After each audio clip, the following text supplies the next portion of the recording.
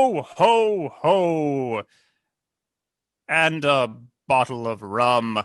Uh, Welcome back, everybody, to the Sunday Matinee. This is episode 14. We're going to be talking about classic, traditional, or conventional holiday movies in this episode.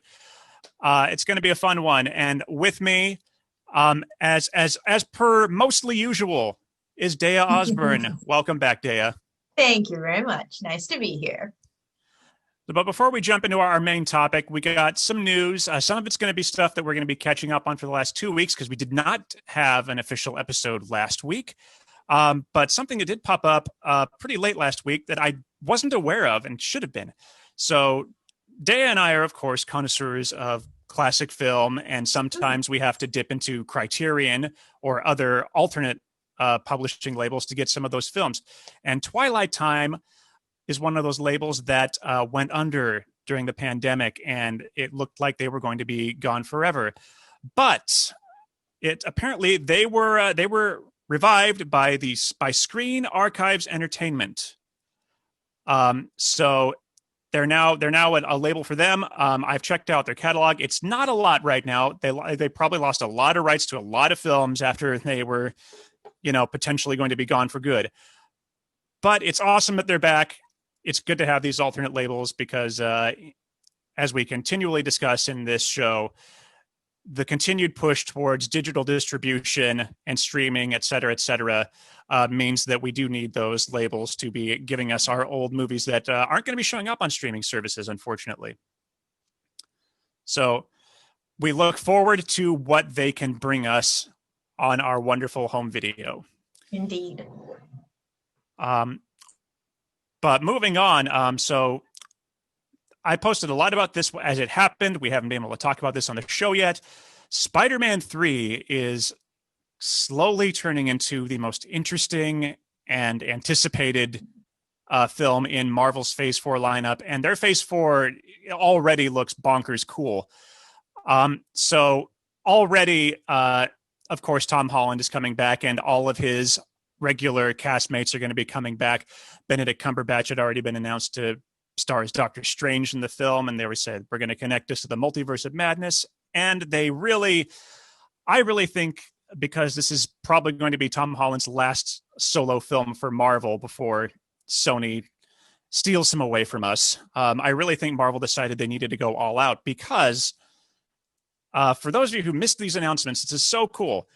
About two weeks ago on Tuesday, we're here on Sunday the 20th, so 12 days ago, just in the morning, it was dropped that Alfred Molina would be coming back to play Dr. Octopus, a role that he originated in 2004's Spider-Man 2, directed by Sam Raimi and starring Tobey Maguire. This, coupled with the fact that Jamie Foxx had also been announced to come back to play Electro again from the Amazing Spider-Man 2, the Mark Webb one with Andrew Garfield, really started to turn those gears again of, is this going to be a multiverse film? Are we going to have more Spider-Man coming back? And it wasn't even 5 hours later that it was announced that Andrew Garfield is officially coming back. Kirsten Dunst is coming back. And Tobey Maguire is, the last I heard, currently in negotiations to come back to play Spider-Man, which would give us 3 Spider-Men. And the day after, it was announced that Charlie Cox would be coming to Spider-Man 3 to play Daredevil, which he, of course, is famous for playing on Netflix, which begs the question, are we going to be bridging that gap between the Netflix shows and the movies, or are we going to get Charlie Cox starting over from scratch? Also of note, Mike Colter, who played Luke Cage in the Netflix series, he said he has not been talking with Marvel. They have not reached out to him, but he said he's okay with that right now because he's got a lot on his plate. So I would love to actually have Mike Colter come back. I would love to have, why can't I remember her name, who plays Jessica Jones? I'm so bad. Kristen Ritter come back to play Jessica Jones would be awesome. But we have Charlie Cox. That is a very good start. Deya, what do you think of all this ridiculously huge Spider-Man news? I think it's awesome. And I actually got to see the Into the Spider-Verse, the amazing, what is it? The animation one. So I, good. I finally got a chance to see that before it got off the streaming service, and it was amazing. I can't believe how amazing it was. Everybody was telling me it was quite something, and I don't even know how they digitally were able to get that many different kinds of animation all together, and the art direction was just astonishing. It was beautiful. It's beautiful. So I think this is kind of a fun send up to that as well. Obviously it worked, so why not Yeah. do a live action version of it? I would actually love for them to bring Miles Morales into the fray. I don't know if they will, though. I think Sony kind of wants to keep him in his own little Spider-Verse for now. But, since a lot of people mostly know him from this animated movie, but that would just be so cool. But Yeah. again, we are still kind of in the dark as to what happens to Tom Holland after this film and his next crossover film with the Avengers characters. I would love for them to ink out a new deal and just keep this going for as long as they can. But I'm not, I'm not holding out hope right now. Yeah, there's just no way to know. We just need it. We kind of just need to get through these next batch of movies first, and maybe we will once people start getting vaccinated and we can go see movies again. Yeah, and make them with that many people involved safely. So that it's also just a crap ton of people to have in one place at one time. So Oh, speaking of superhero movies, I have a sort of breaking news for everyone who needs to get HBO coming up soon. So HBO Max is coming to Roku if it hasn't already, and as well as the PlayStation 5, which everyone was absolutely baffled how that didn't launch with it pre-installed. So that's great. It sounds like HBO Max is going to be available for just about everybody at this point on every device, which is good because, yeah, Wonder Woman and all that stuff that we're getting from them next year all the streaming. Warners, yeah, the Warners drop in its entirety, basically. Yeah, Yeah. that was a big one. And speaking of big studios making big announcements, uh, not this last Thursday, but the Thursday before was Disney Investor Day 2020. And they live streamed that sucker, and I did not know at the time. So all the notes that I took were kind of secondhand. And I'm not going to announce everything here. I'll just say they had big announcements from Disney Animation Studios. The most noteworthy one coming up soon is Raya and the Last Dragon.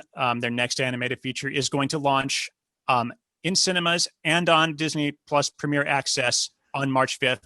So it is going to be a paid premium the way Mulan was. I don't know if they've announced the price yet.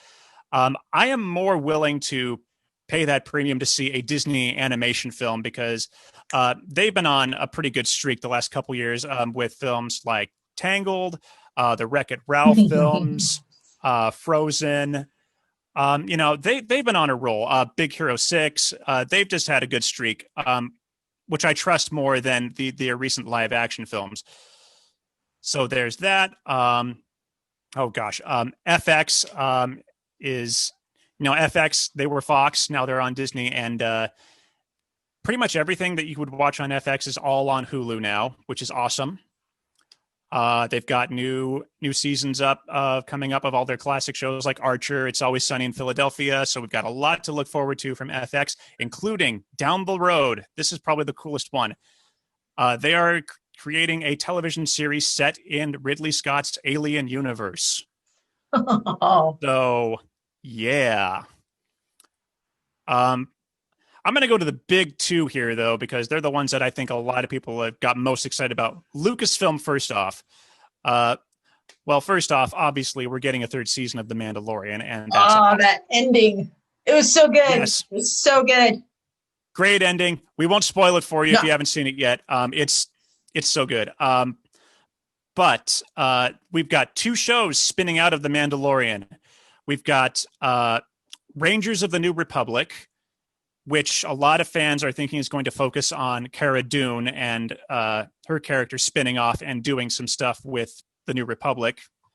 And Ahsoka Tano is getting her own show. So Rosario Dawson is going to have a lot to do. And those are both supposed to drop around this time next year. And then all three shows will like culminate in like some sort of big event. So they're pulling a Marvel with that one. I'm really excited for that. Some more stuff they've got down in the pipeline. They showed the first teaser for Andor, the spinoff with Cassian Andor from Rogue One. Diego Luna is coming back. I'm really excited for that. Since they obviously could not move that storyline forward, the best thing they could do is take it back. The Obi-Wan Kenobi TV show is set to launch in 2022. Hayden Christensen is going to come back as Darth Vader. So I'm assuming there's going to be an awesome lightsaber fight in the works for that. The Bad Batch, which is an animated spin-off of the Clone Wars, Star Wars Visions, an anime anthology series. I'm looking forward to this one if they get Donald Glover back. Lando. I'm hoping it's a Donald Glover Lando series. The Acolyte. This is a mystery series. It's supposed to take place a few hundred years before the Skywalker saga, during the days of the High Republic. So no one really knows what's going on with that. Star Wars: A Droid Story, an animated series featuring everyone's favorite duo of C-3PO and R2-D2. And I believe they're introducing a new droid character for that one. The Willow series. Warwick Davis is coming back for Willow. Wow. Yeah, and that's going to be in 2022. Indiana Jones 5, it's a thing, directed by James Mangold. And Harrison, right? Yep. Harrison signed. Harrison's back. So yeah, James Mangold, director of Logan, and 3:10 to Yuma, and oh gosh, Walk the Line. Yep. So the big bomb they dropped for that one though is this is going to be officially the last film in the Indiana Jones franchise. So woo. Children of Blood and Bone. I don't know much about this except that it is a popular novel, and it's going to be co-produced by 20th Century Studios. No release date on this one yet. Lucasfilm confirmed that, yes, Taika Waititi is in fact developing a Star Wars film. It is currently untitled and does not have a release date. I'm sure there'll be more to say about that once Thor: Love and Thunder hits. And finally, and this one's going to be really cool, the next Star Wars film to hit theaters is Star Wars: Rogue Squadron, directed by Wonder Woman's Patty Jenkins. Ooh. So those are all the Star Wars announcements and other Lucasfilm announcements. That's some cool stuff. Deya, what excites you there? That's insanity. It excites me that all of this is not pushing a pause on creative forward thinking, that they're going to hit the ground running as soon as they possibly can, that they're probably doing a bunch of pre-work right now, whatever they can possibly do to build worlds and sets and things digitally. I think it's most exciting to me that they're probably giving people work right now by being this organized. I'm really excited to see the Patty piece. I want to see how she plays with that. That'll be really interesting. But there's so much I'm not aware of in that laundry list of awesome. So I'm in it for the ride whenever they start popping up. I'm looking forward to seeing them. Yeah, they've got some really, I can't remember the name of the technology they're using, but they've got some really interesting tech that they're using to film all these series safely right now with as many people as they can, which is really cool. Well, and the digital environments being what they are, I think like Mandalorian's mostly green screen, isn't it? So you just have a bunch of artists working on that, and you can do that, from your home in a safe place kind of deal. So if they're doing more of that, that's really helpful at this point. Yeah, I can't remember the name of the tech it's called, but I saw some, like they're also doing another series of like behind the scenes of The Mandalorian, which drops soon. So I'm sure they'll talk all about it on that. And I hopefully they license it out to other studios while we're still dealing with this. Um, I'm going to jump I'm going to skip over the rest of the Disney stuff and just go to Marvel because we talk about Marvel all the time on this show. So, and Marvel had more announcements than anyone else. So, first off, they showed off a new trailer for WandaVision. It still looks weird and wonderful, and it's still dropping on January 15th. Um, then they talked about how Elizabeth Olsen is in London right now with Benedict Cumberbatch filming Doctor Strange in the Multiverse of Madness. It looks like everyone is coming back. Rachel McAdams, Benedict Wong, Chiwetel Ejiofor, they're all coming back. I should have looked up how to pronounce this actor's name. So Chital Gomez, I know I'm butchering the heck out of that, is joining the Marvel Cinematic Universe in this film as a popular Marvel character, America Chavez. So it is still set to launch March 25th, 2022. They then showed a new, like the first trailer for the Falcon and the Winter Soldier, and they are not. This looks like a Captain America film through and through, minus our beloved Steve Rogers, of course. But we're getting it March 2021, so we're about 3 months out from that one. Kevin Feige talked a little bit about Black Widow. There was literally nothing new to say except thank you for waiting. It's coming out in May. And we again, please, fingers crossed, May by May that we are good to go. Got the first trailer for Loki. And if the WandaVision trailer looked weird, the Loki one is completely bonkers. Like there's a lot of questions I have after watching that one. But Tom Hiddleston, of course, is back with all kinds of crazy characters, and Owen Wilson's in it. So it's going to be a weird one. Yeah. Okay. They showed off the first trailer for What If, the animated series that explores alternate realities. You finally got to see Peggy Carter as Captain Britain. They did Zombie Captain America. What if T'Challa had been abducted by Yondu and become a Guardian of the Galaxy? So yeah, that's going to be a fun animated series. And I think I might be wrong on this, but I think that Chadwick Boseman was able to record dialogue for it, which would be wonderful. But they do have just about everyone else is coming back to reprise their roles. So that's going to be cool. Then they talked about Shang-Chi and the Legend of the Ten Rings. Really excited about this one. It is set to release on July 9th, 2021, just wrapped production. So then they showed the first sizzle reel from Ms. Marvel, which was really cool. Not a lot of footage, but this is their first Middle Eastern superhero. So this is gonna, and she's just a teenager, so it's gonna kind of have I think an X-Men vibe to it. And she also looks up to Carol Danvers, Captain Marvel, which led them straight into Captain Marvel 2. She is going to appear in it, so we're going to have Captain Marvel and Ms. Marvel in the same film, which is super duper cool. No release date on Captain Marvel 2. It's probably in the early stages of development. Then Kevin Feige, of course, talked about Eternals. Not much new to say there. Showed off a massive cast, that same massive cast that we've been looking forward to seeing for, a year now. Coming out November 5th, 2021. Hawkeye, the Disney Plus series. Jeremy Renner is back. Haley Steinfeld joins the fray as Kate Bishop, his young protege, and who will probably be taking over the role once he retires, presumably when this show is over. And Vera Farmiga is going to be playing her mother. So they are getting some really good talent in there. She-Hulk. Yes. Tatiana. So yeah.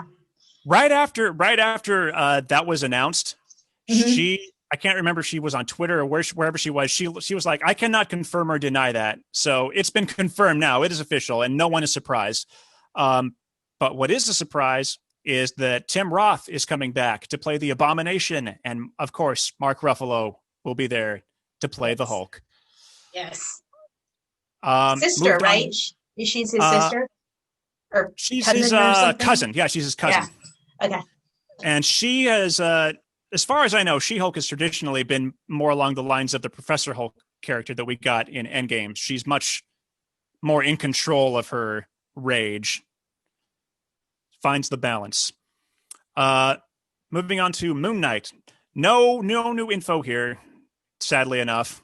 I'm looking forward to this one because it's about as close as we're going to get to Marvel doing a Batman movie, and it's weird. Then they announced four, no, not four, five new shows for Disney Plus.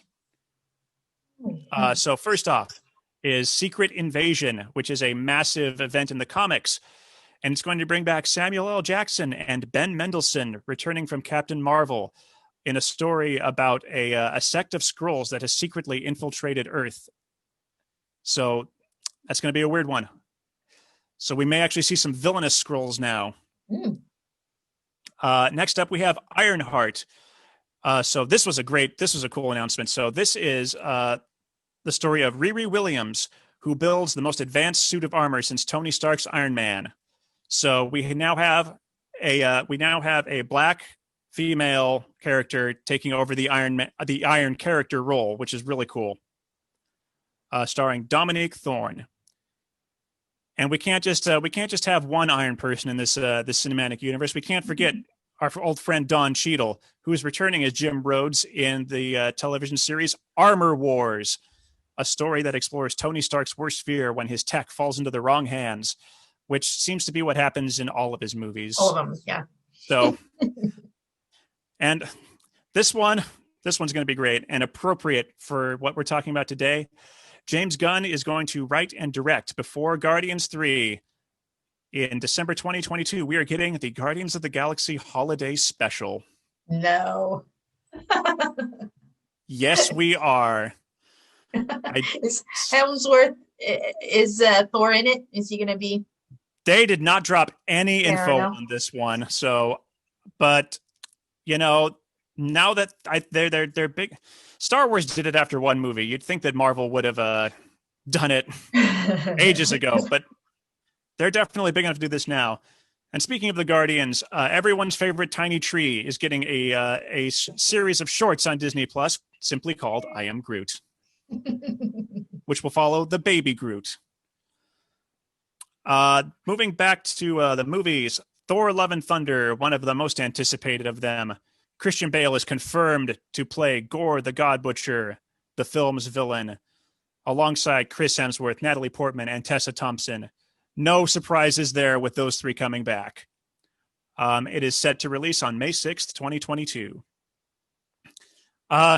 Here's another one where we got no information, but I think they just wanted to remind fans that it exists. Blade. And yes, Mahershala Ali is still in it. It's still a thing. And I really want to know more about it. Ant-Man and the Wasp, Part 3, has a title. Ant-Man and the Wasp, Quantum Mania, which is about as crazy a title as Multiverse of Madness. Mm-hmm. And Paul Rudd, Evangeline Lilly, Michael Douglas, and Michelle Pfeiffer are all coming back. Catherine Newton has been cast as the older Cassie Lang, replacing Emma Furman from Avengers Endgame. And the big rumor that's been confirmed, Jonathan Majors is going to be playing the villain Kang the Conqueror. And I hope that Kang gets more than just one movie, because that is a Thanos level threat we've got going on there. So that could be our next big Avengers villain. Moving on to Black Panther 2. Ryan Coogler is hard at work on the film, and Kevin Feige said what we all wanted to hear: they are not going to recast Chadwick Boseman. So that was some wonderful news there. It's going to release on July 8th, 2022. Finally, the last big announcement. Marvel must really be loving what Peyton Reed has been doing with the Ant-Man films, because he has been signed to direct Fantastic Four. So Marvel's first family is finally going to join the Marvel Cinematic Universe after two pretty failed attempts at the old 20th Century Fox studios. And honestly, I didn't even think about this when they announced it, but with Peyton Reed directing it, I'm kind of wondering if they are going to spin out of the Ant-Man movie, since that film does explore different realms. And that could be an easy way to bring them in without a complicated origin story. So yeah, there was a lot of other stuff announced there. Too much to talk about. You can read it all. I don't ever talk about the blog, but this did start as a blog, this old Sunday matinee. So it is at truthandfilm.wordpress.com. So yeah, it is there if you want to see just about everything they announced. This includes stuff for Hulu, National Geographic, Disney's live action slate, Disney's animated slate. A lot of stuff is going to be coming to Disney Plus. It looks like the films that Lucasfilm is doing and the Marvel stuff is about the only stuff that's going to be going to theaters right now, which is kind of worrisome. But at least we still have Marvel and Star Wars. So yeah, oh my gosh, what excites you about that stuff? So much of it. I love Tatiana, so She-Hulk is top of my list. Still waiting it out for Widow and Wonder Woman. Um, uh, yeah. I went, I had to pick between some streams, so I'm bouncing back and forth to catch different things at different months. So I'm kind of in between my HBO times right now. But obviously, I'll have a lot to look at when I hit that with the new year.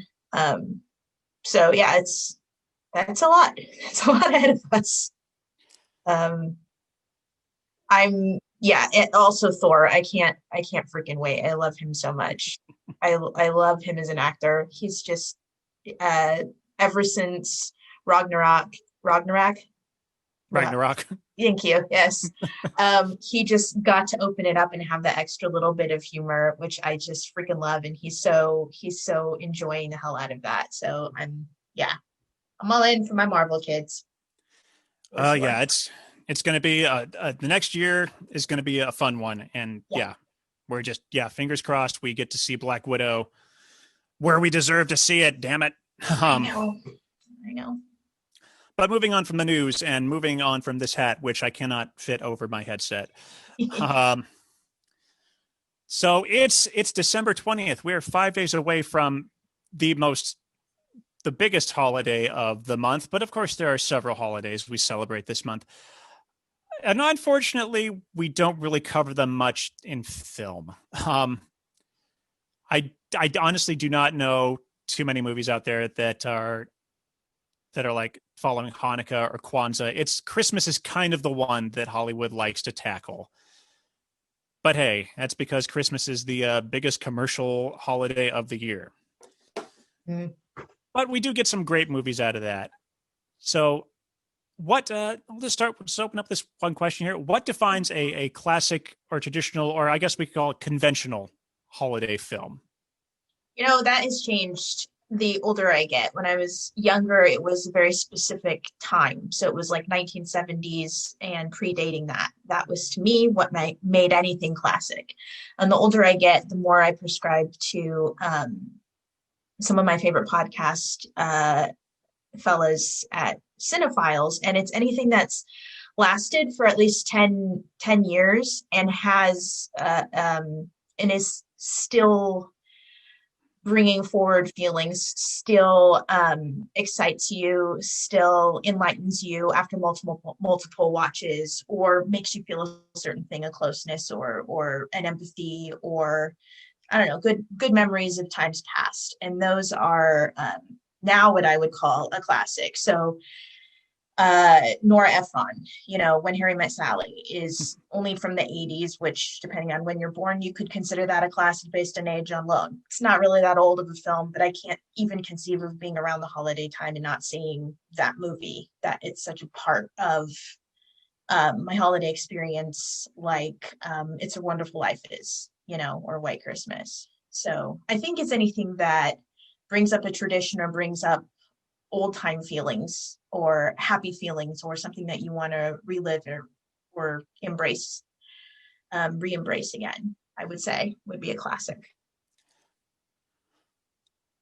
When I think of I'm not going to use the word classic at this point. I'm going to use the word traditional because or conventional in this case because I think there are some great films made, recently or coming out now. I literally, my sister sat me down on Tuesday and we watched Jingle Jangle on Netflix, and I haven't that is seen going that to yet. become it's so delightful. Forrest Whitaker sings, so obviously it's a must see. That I think is going to become um, a classic. I would say it's definitely a traditional or conventional holiday film because it is focused around Christmas itself. I would say any film that, yeah, where Christmas is sort of the uh, unifying event of the characters of the story, um, is sort of where we're talking here. Even though interestingly enough, we talk about It's a Wonderful Life, but like Christmas really doesn't show up in that until about the end of the film. Yeah, I've got movies that I consider Christmas movies that only have like maybe even one scene. Yeah. But for whatever reason, to me, it feels like a Christmas movie just because of maybe the content of it. It might be the final scene, so I feel like okay, everything's culminated to that end of the year feel. Yeah. And just for reference, dear viewers, in a few hours I'll be recording the unconventional Christmas films, films that may take place around Christmas time, but you can typically watch it any other time of the year because they're not necessarily family films or about Christmas. Films like, of course, Die Hard. So we will not be talking about Die Hard, even though it's sort of become a traditional Christmas film among some people. Um, yeah, we're really here to talk about Wonderful Life. For me, of course, there's Christmas Carol, a very specific version I'll bring up very soon because everyone has their favorite version of that. Um, I think you kind of answered a little bit. The second question, just what draws us to these same stories, is you get something new out of it. I also had an interesting observation in that a lot of these sort of especially the classic ones, they deal with people who are typically struck with hard times financially or emotionally, and man, that seems to be a problem that doesn't go away. No, sure doesn't. Uh, we've all heard stories about people who kind of got hit hard, like George Bailey recently.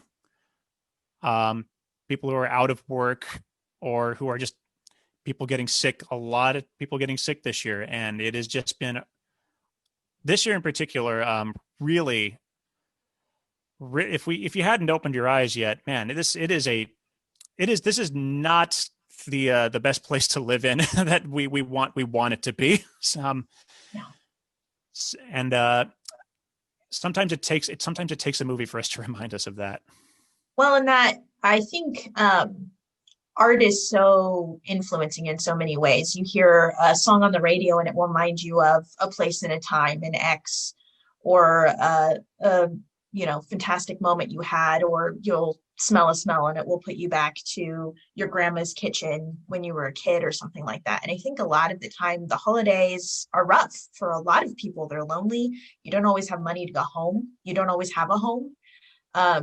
People that are no longer in your life, it becomes much more poignant at that time. So I feel like you can lean into these classics and see them and kind of it's your time capsule of safety net. You can go back and you can remember what it was like sitting with the family watching this all together or playing with your cousins while it's on the background. I mean, that's what I think about when I watch these movies as much as the plot or whatever. I've seen them so many times. It's the whole feel that comes with it. And I think it can be a major comfort at this point, especially this year when, like McCormick spices are running ads about, your grandma can't be there, but her turkey can. Like, it's just sad. This year, it's just sad what we have to do to kind of bolster ourselves up again. Um, and so I think it's a really good, safe way to do that, to be with your family when you can't, and to remember better times. Yeah, it's like you said, this year, when we can't travel to see family outside of whatever little bubble of our house is. Mm. I'm lucky. My sister is currently with us right now, but she also lives by herself and quarantined for 2 weeks before coming over here.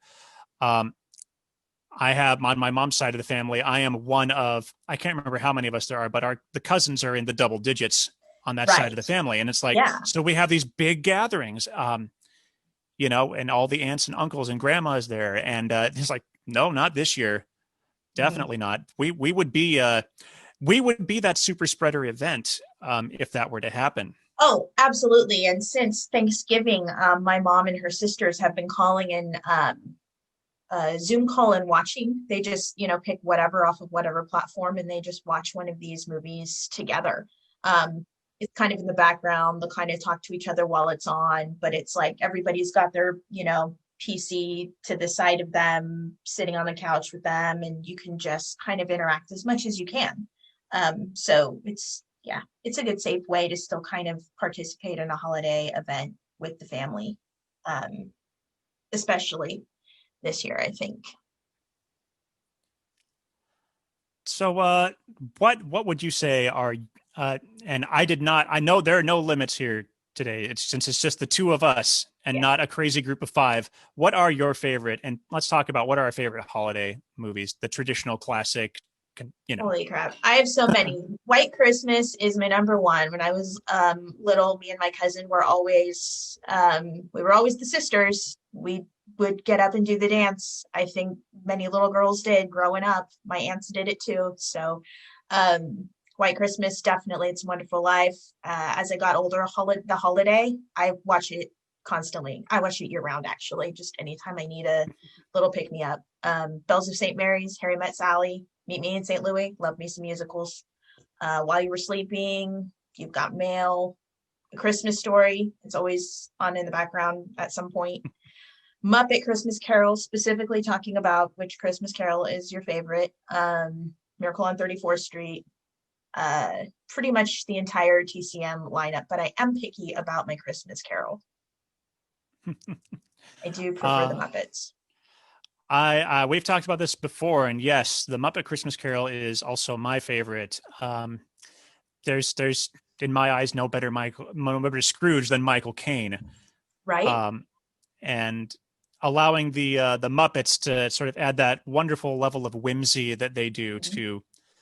to a story that it's still pretty dark. It's still a dark story for sure, and that they have a pretty good Ghost of Christmas yet to come in that one, and a very haunting Christmas past. Those scenes are damn heartbreaking. They are, and the score is amazing. It's Disney level, like immediately beautiful classic songs that actually mean something and forward the plot on, and I love them. They're fantastic. Yeah, I don't really watch any other version of A Christmas Carol this time of year. My mom and my sister will sometimes put on Scrooge um, to Bill watch, Murray. and I'll hear that. Um, my sister and I both have a particular affinity to the song "I Hate People." Us both having worked in retail, which at this time of year is yeah, the worst. And I Yes. can't even imagine what it's like to be working retail now this year. Um, I, of course, am also a big fan of How the Grinch Stole Christmas, the original animated classic. Um, I always loved it, and then it blew my mind when I was old enough to realize that the guy who was doing that voice is also the same guy who was the Frankenstein monster. So it's all the more special to me now. But I appreciate that one more than the Jim Carrey version, which I think is fine. It's a fun version, but it embellishes a little bit, and I haven't seen the Cumberbatch version.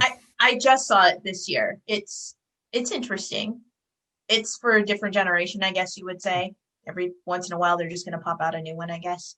But yeah, I prefer the original myself as well. Um, and of course, this one's not really a movie; it's more of a TV special, but a Charlie Brown Christmas Oh um, yeah. every year. Um, again, as I get older, it's like, oh, they're really poking fun at the commercialization of this holiday, and it's like, I love this even more now. Mhm. And in my I don't want to say older years. I'm not that old, but mostly since college, I've kind of grown into an atheist. But I still, even then, I still love the delivery of Linus's Love speech this. at Yes. the end of the film. It's very well acted and really great that they were able to get children to play these characters, um, Yeah. because that's usually not the case when it comes to these types of things. Mhm. Mhm. So those are all very very special films to me. Mhm. Absolutely. My problem is I don't watch the traditional ones as much as I do the alternate stuff.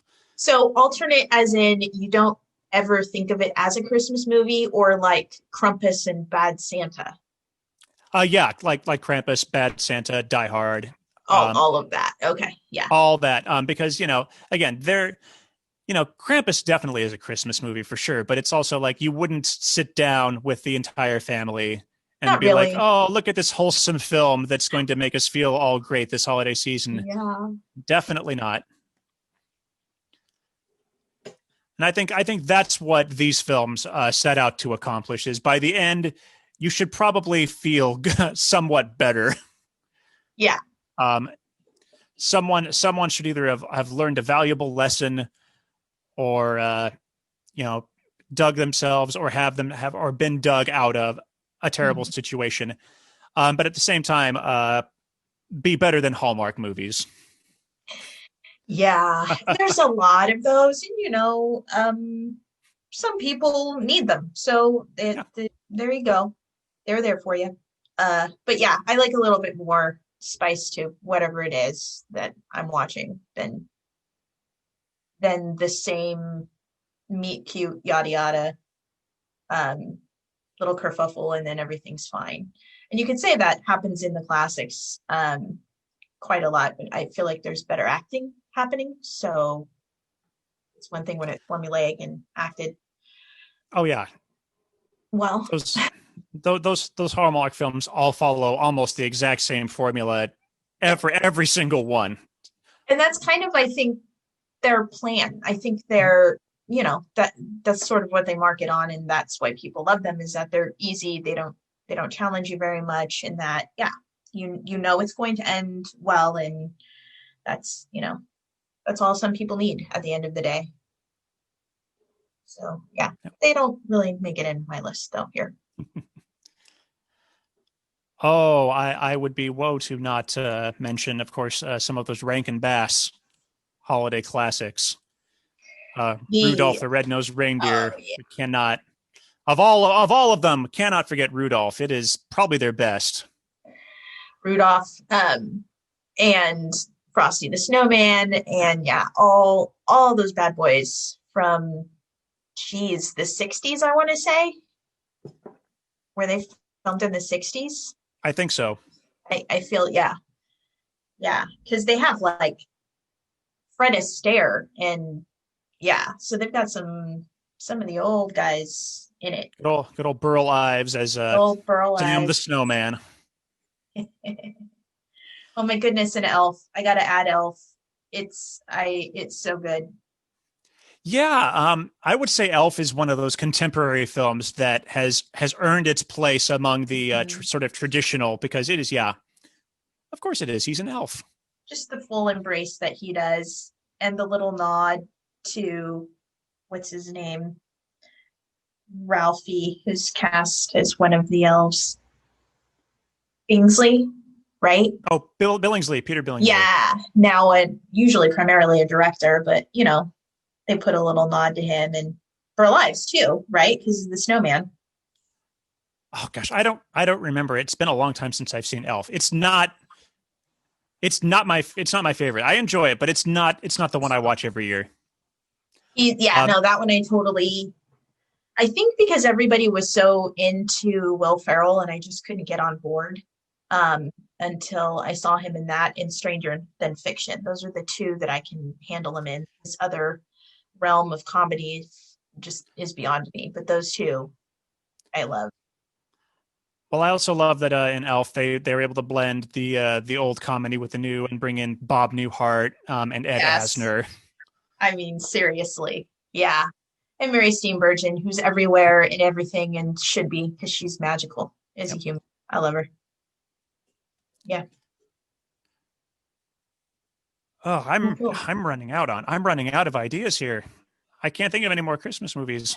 There's so many old ones, but I doubt anybody really watches those bad boys. But I love digging them out this time of year and because they were, when I was little and I didn't have cable and lived in the woods and everything, so there's no like when there's no cable at all, no channels. And so I just would watch and rewatch and rewatch these classics that I would have bought just the VHSs of. So just mammoths amount of them. And they're personal, they're friends, they're old time memories that I love bringing out this time of year. And I just kind of get them all out and stack them by the TV so I can make sure that I get to as many as I can before the season's out. So taking my way through that list now. Yeah, I actually haven't watched any yet this year. I've watched some of the alternate ones Yeah. for sure to prep for tonight's conversation about those. Um, but yeah, I will definitely watch Muppet Christmas Carol for sure. Mhm. It's the number one that I do, and followed by Charlie Brown, and then probably The Grinch. So when you watch the old ones, do you watch the now colorized versions or do you black and white them? Oh, if they're black and white, they got to be black and white. Yeah. That's just the way to go. Yeah. I think I've only ever seen one. I think I've only seen one black and white film colorized, and that's King Kong. And it's like, no, we don't ever need to do that again. Oh, that would be a hard one to colorize too, I would think. Like the original King Kong? Yep. Right? Wow. Hmm. Also a great Christmas movie, obviously. Obviously. Awesome. Well, you're gonna have good creepy conversations this afternoon on. I can't wait to see what these guys come up with in their lists. Yeah, it's going to be a fun one. It's always interesting what people can come up with. What kind of genre you can blend with Christmas. Horror quite frequently, which is Yep. very funny to me. How frequently that happens. It's the I guess the most anti-Christmas you can get for people that it's just like I hate Christmas, bah humbug. I just want to go over here and do something else completely. I guess. Yeah, I mean, and a little death always makes you realize how lucky you are. Yeah. Yeah. Seeing everyone you love get killed off by crazy serial killer in a Santa costume or whatever it's going to be. I mean, if you're into that, sure. I'm glad I got picked for the classic section. I will say that. Although I do like me some, I mean, who doesn't love Die Hard? Everybody does. You're insane if Everyone loves Die Hard. Yeah. Obviously.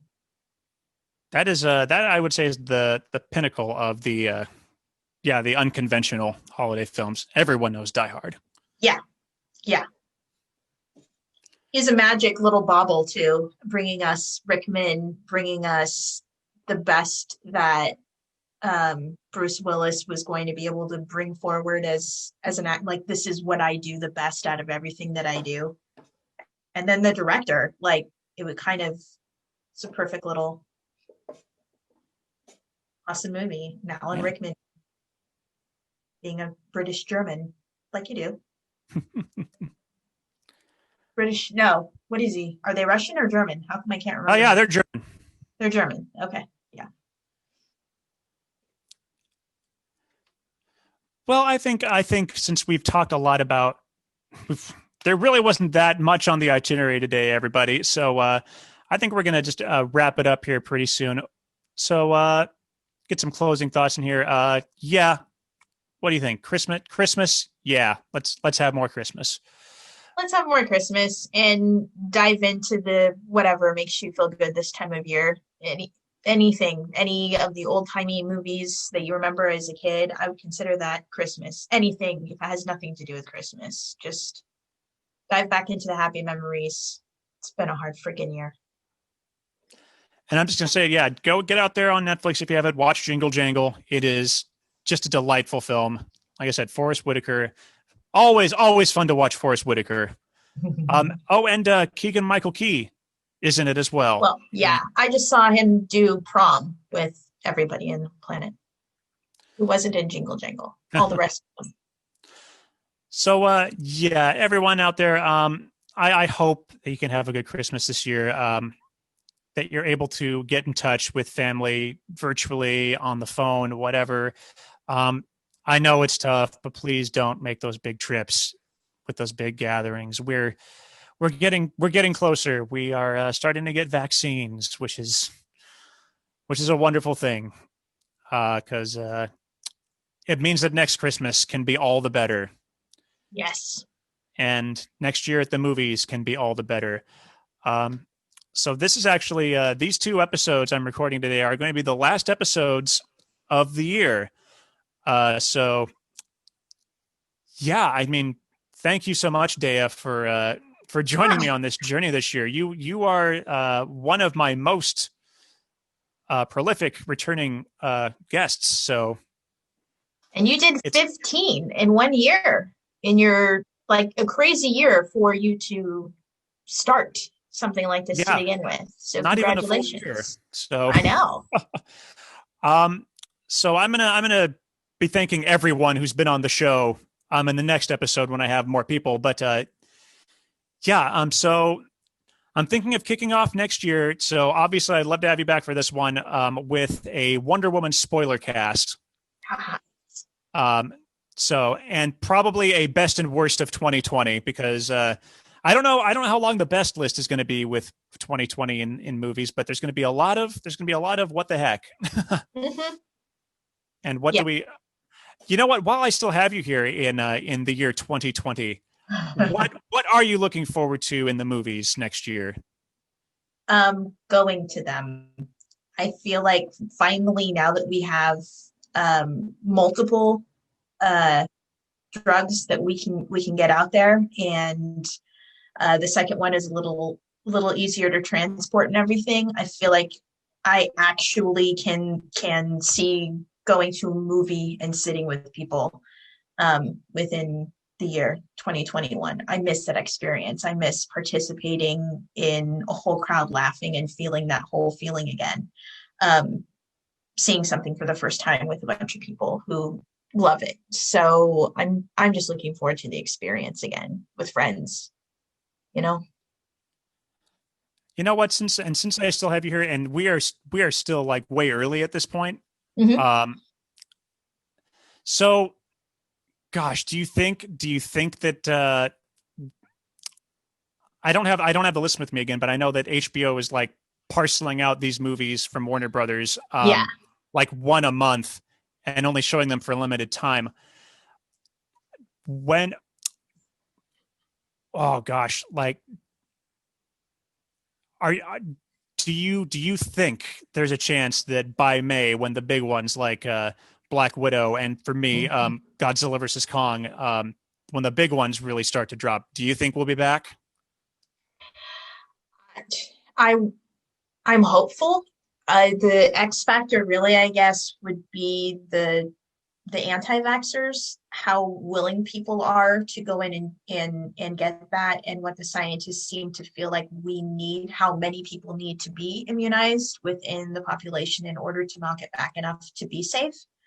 Um, yeah, it's so hard to think. I feel strongly that this time next year, for sure. I feel like we'll be in theaters a year from now, which is better than I thought at the beginning of this because it's just been these numbers are so horrifying and they're just getting. I mean, UK they just shut down travel again because there's some new random version of the strain that people are freaking out about. Um, so I have hope that we can, but again, it takes people being responsible and getting the freaking shots, you know. I hope though. that that's something that's doable. May, I don't know, that might be pushing it a little bit, but I can say that I would be very doubtful if I'm the only person that says I don't care if they're going to put it out on HBO Max the second that we can go back again and safely. And if they pop those up, I don't care if Wonder Woman's been out for 9 months. If they want to finally put it up on the big screen, I will drop the cash to go and see it on the big screen. And so I'm hopeful that they'll be doing that for whatever we're missing, so we can still Yeah. experience it the way that they're meant to be experienced. Some of these movies are just supposed to be seen, on that wider lens. They were built for it. They were uh, set directed and costumed for you to see these details that even on 4K, you know, uh, you can't quite make out. You need that huge freaking screen, and you need the human experience of all of those people in the building, much like live theater. Like I'm so hungry for live theater again, to feel that audience feel. So I have hope, but I think it'll probably be a year from now before it actually happens. Yeah, I would love to be back. I'd love to be able to see Black Widow in May. But yeah, I think realistically it's going to be, late fall, maybe even December next year. It really just depends on, yeah, how fast we can get vaccines out to everybody. And I'm totally in agreement that it needs to be going to the people it's going to Oh yeah. first on the front lines and in, nursing homes, and everyone who is the most vulnerable should be getting it first. So I know that sucks because I definitely would appreciate one as a sort of frontline worker, but I'm totally down to wait as long as my coworkers and I keep adhering to our wonderful standards to stay safe. Um, You've had two? How many two scares so uh, far? actually, actually, in the last 2 weeks we've had two more. Oh So man. yeah, I won't say it speaks anything more about that because that's work stuff. Um, I will say about Wonder Woman, I know it's coming to the Skyline Drive-In, and it's just like, oh my gosh, they're still open. That's insane. Are they? Yeah, they stayed open through the How? winter, Wow. It's hard to rain or know, like shine. that, and that's the thing. If it's raining, depending on how hard it's raining, and then yeah, hard to see through all of that. But One of like you the said, the drive-in wasn't the greatest. Well, you would bring just a transmitter next time, right? So you can turn yeah, off your turn off my car and yeah. not deal with that madness. Um, one of the things that bugged me about this response to some of the responses to the HBO decision was there are a lot of people saying, well, this is just the way it should be from here on out. And who was I talking to? It was 2 weeks ago. Gary and Andrea, I talked to them about this, and we were like, this can't be the way because Mhm. that's not sustainable for these big studios. Warner Brothers is going to be losing a lot of money by putting these out on streaming day Mhm. and date with cinemas because for instance, here in Washington State, pretty much all the cinemas are closed Yeah. except for those drive-ins. So most of us here in Washington who have a choice to either go to that one drive-in of the maybe three we have in this state versus staying at home and watching Wonder Woman and all those other films on HBO, we're going to choose HBO for sure. Mhm. And it's not the responsibility of a streaming service like HBO to recoup the losses of a major studio like Warner Brothers on those films. No. Those subscription fees go towards maintaining and upkeeping the service and for production costs of whatever HBO is working on. Yeah, original content kind of stuff. Yeah, which Mhm. is and they're making big stuff like Westworld and His Dark Materials, and it's like they're getting big budget too. It's like they can't afford to be making all their big budget TV shows and sustaining these other studios' big budget films. It's crazy.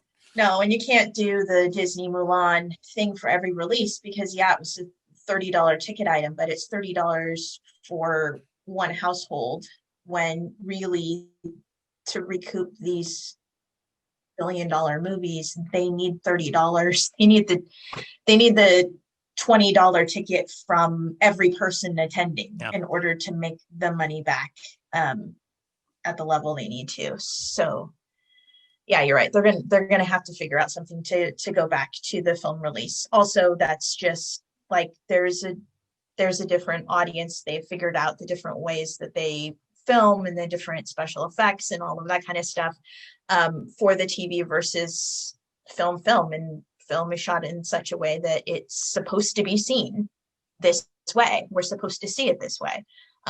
It's like closed captioning on TV when you're missing half of the information on the sidebars. You need all the information in the size and scope it was made to be seen to fully appreciate what it is as shot as intended. So I think it's really important to still have that theater base as well.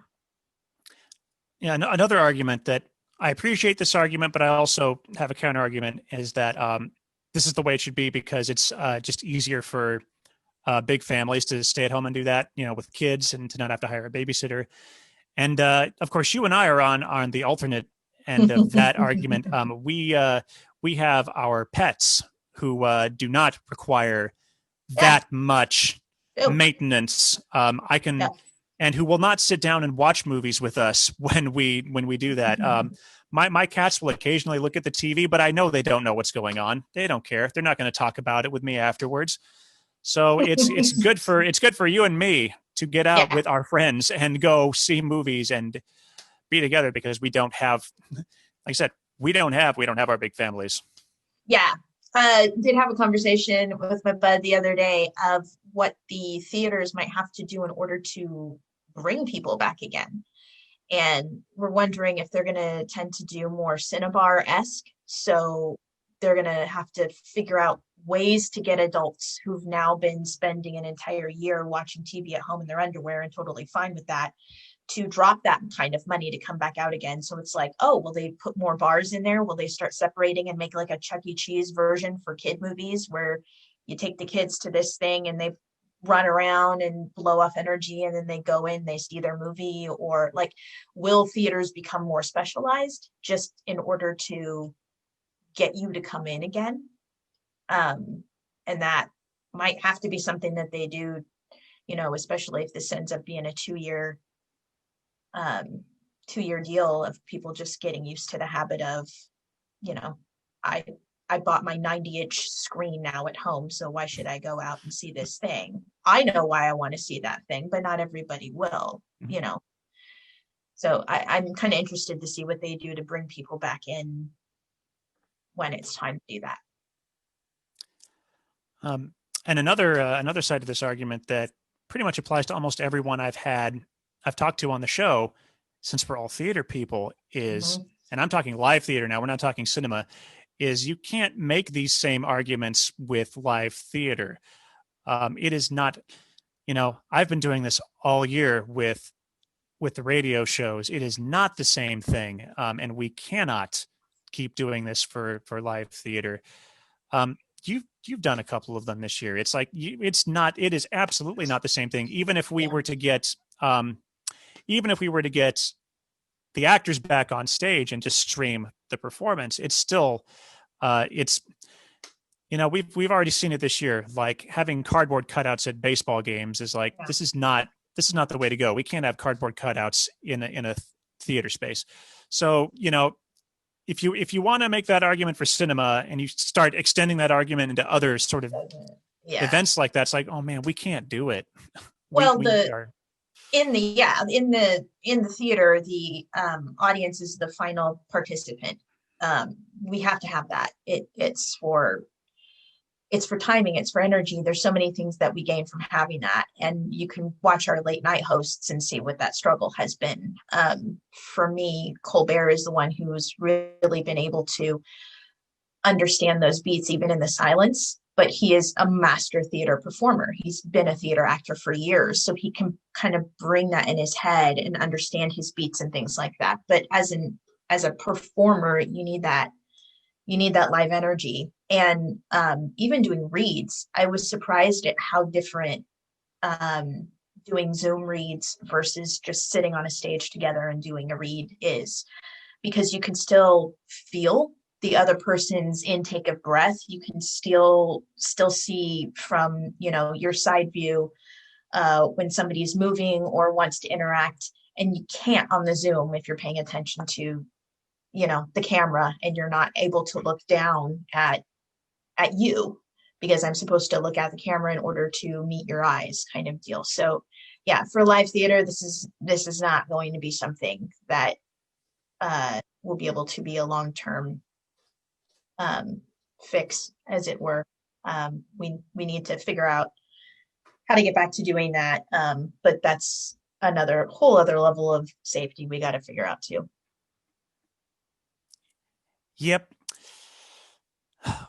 Well, gee, that was what a gloomy way to end a holiday themed episode. I apologize to everyone out there watching that we got so dark, but this is important stuff that I think needs to be talked about both in cinema and for us in live theater, because yeah, we're eager to consume our media in a normal fashion Yeah, and to and create we our media in a will. normal fashion.